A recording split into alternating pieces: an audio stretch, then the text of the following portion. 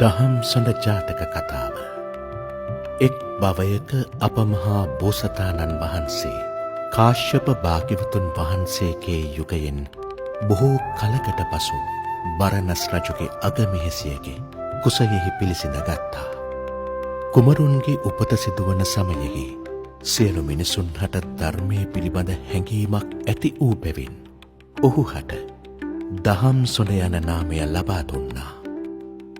කාලය ගත වෙද්දී සියලු ශිල්පයන්හි ප්‍රවීණත්වය ලබාගත් කුමාරයා රජතනතුරට පත් වුණා.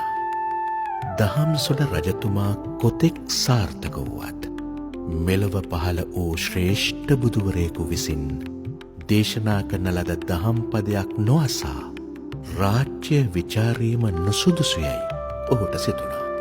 රජු දේශ දේශාන්තරයන් පුරා අනබෙර යවා තමන් හට උතුම් ධර්මය කියා දෙන්නෙකු හට තමන් සතු ධනය පවරා දෙන්නෙමෙහි පැවසූමුත් එක් කිසිවකු ධර්මය කියා දෙයක් දැන සිටියේ නැහැ. අවසානයේ රජු තම රාජ්‍යය ඇමතිවරුන් හට පවරාදී ධර්මය සොයමින් ගම්දනව් සිසාරා තනිවම ඇවිද යන්නට වුණා. මෙලෙස ධර්මය සොයා වෙහෙසෙන දහම් සොඬ රජු දිවෙසින් දුටු ශක්‍රදෙවියෝ ඔහුට උපකාර කළ යුතුයයි සිතා මිනිස් විසින් රජු සමීපයට පැමිණ මෙලෙස පැවසුවා. රජතුමනි, ඔබ අර ඈත පෙනෙන ගිරිදුර්ගය තරණය කරන්න. එවිට ඔබට ධර්මය දන්නා කෙනෙකු මුණ ගැසේවි. මෙයින් ඉමහත් සතුටට පත් වූ රජතුමා මිනිසාට ස්තුති කර ගිරිදුර්ගය තරණය කර කඳුමුදුනට පිවිසුණා.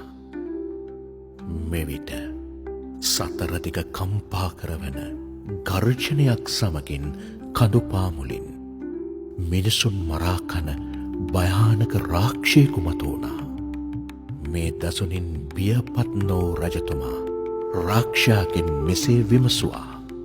රාක්ෂය, මේ ගිරිදුර්ගයෙහි වාසය කරන ධර්මය දන්නා තැනැත්තා ඔබද? ඔබ දන්නා උතුම් ධර්මය මාහට පැවසිය හැකිද? මම ධර්මය නම් දන්නවා. ඒත් මට දැන් හොඳටෝම බඩගිනි. මිනිහෙක්ව කාලා තමයි ධර්මය කියන්න පුළුවන්. රාක්ෂය, මෙහි මිනිසෙකුට සිටින්නේ මා පමණයි. උතුම් ධර්මය දැන ගැනීම පිණිස මාගේ මාංශය මම ඔබට පූජා කරන්නම්. හොඳයි. එහෙමනම් ඔබ ඔතැන සිට මගේ කටට පනින්න. ඒ අතරතුර මම ඔබට ධර්මය කියන්නම්.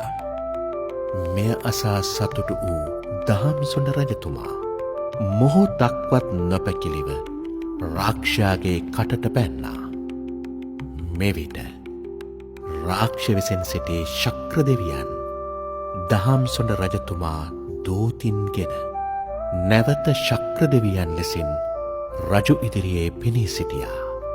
ධර්මය සොයායාම පිළිබඳ රජතුමාගේ කැපවීම දුටු ශක්‍රදෙවියන් රජුහට බුදුන් වදාළ උතුම් ධර්මය කියා දුන්නා. අරමුණක් වෙනුවෙන් නොසෙල්වෙන දිරියෙන් යුක්තව කැපවන්නා අවසානයේ ජයම ලබන බව දහම් සොඬ ජාතක කතාවෙන් අප වෙත දෙන පණිවුඩයයි.